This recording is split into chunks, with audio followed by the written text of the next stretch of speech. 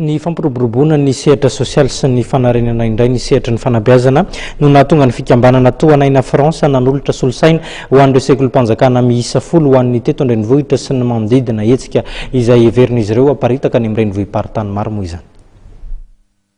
Sekolim-panjakana manodidina ny 10 eo eto an-drenivohitra sy ny manodidina no nizaraina solosaina vokatry ny ezaka nataon'ny fikambanana toanaina Fransa izay tarehan'Andriamatoa Razaka Manarin'Andriany Rina. Lara-pamehan'ny fikambanana tokoa ny asa sosialy indrindra ny fampiroboroboana ny sehatra ny fanabeazana.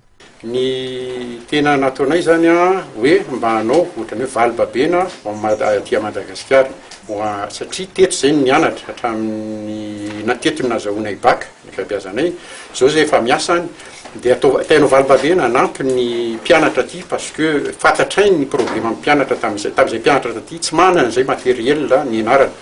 Ny gasy tena azo tenenina mihitsy ny hoe tena intelligent ary marina mihitsy zany fa tsy manana zareo hoentina amoa évoluena ny intelligence zay tsy misy. Momba ny ordinateur dia nisy eo amin'ny 64 plus 60 zany 124 ordinateur nalefanay hatramin'izay ho ana établissement scolaire sy association.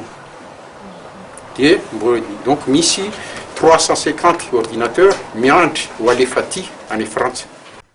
Mieritreritra nisy hanolotra solosainareo sekoly any anivon-drenivohim-paritany hafa ihany koa ny fikambanana toanaina Fransa. Nilaza hatrany ny filohan'ity fikambanana ity sy famaliana azy ihany koa ny sehatra hafa ho fampandrosoana ny firenena hatrany. Isan'izany ny Erzika Azovozina sy ny fandraharahana ara-pambolena. Rampitso no anolorana indray ny larana vaovao ny gazety Lela Moderna ny gazety Mahery eto Antinambara. Larana vaovao ho ahitantsika ireo loha hevitra maro samihafa ny tontolon'ny fanatanjahantena ny teny Bahatoerana ao anatin'ity gazety ivoaka amin'ny Rampitso ity araka ny efa nafantarantsika azy hatramin'izay. Aza dino araka izany no manjifa an'izay gazety Mahery izay ho amin'ny Rampitso. Eto ihany koa no fotoana isarantsika toko lasa topoko vavy sorana feno atolotra ho anao nanaraka izany hatramin'ny fara mametraka veloma mandrapitafa ho amin'ny manaraka indray. Veloma tompoko.